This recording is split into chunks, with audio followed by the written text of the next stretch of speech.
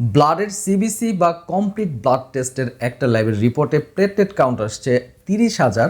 তার পরের দিনই আরেকটা ল্যাবের প্লেটলেট কাউন্ট আসলো 2.5 লক্ষ। এখন এই দুইটা ল্যাবের রিপোর্টের যে কোনো একটা কি তাহলে ভুয়া? ল্যাব টেস্টের ঠিক এই বিষয়টা নিয়ে কথা বলবো আজকের ভিডিওতে।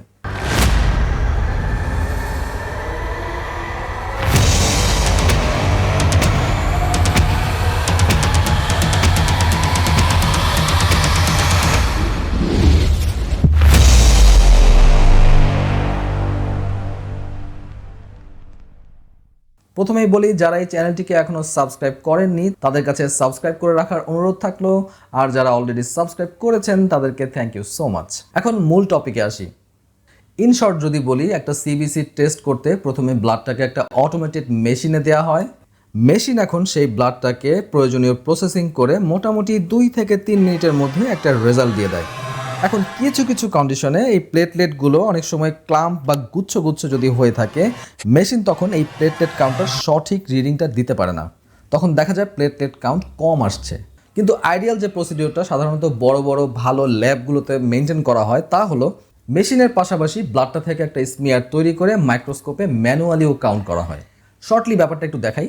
আপনি যে ব্লাডটা দিলেন সেটা ঠিক এইভাবে স্মিয়ার করা হয়, এরপরে এই স্লাইডটা নিয়ে মাইক্রোস্কোপের ভিতর দেওয়া হয়।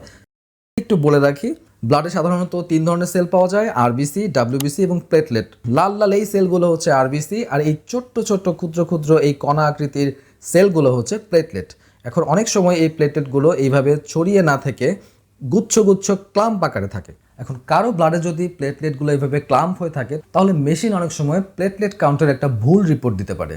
কাজে প্রথমে যে দুইটা ল্যাবের রিপোর্টের কথা বলেছিলাম, আসলে কোনোটাই ভুয়া না বা ভুল রিপোর্ট না, বরং জাস্ট একটা ল্যাব মেশিন রিপোর্টের পাশাপাশি মাইক্রোস্কোপেও একটা ম্যানুয়ালি কাউন্ট করে আপনাকে রিপোর্ট দিয়েছেন, এবং আরেকটা ল্যাব সেই ম্যানুয়াল কাউন্টটা করে নাই। তাহলে রোগী হিসেবে আমরা কি করতে পারি?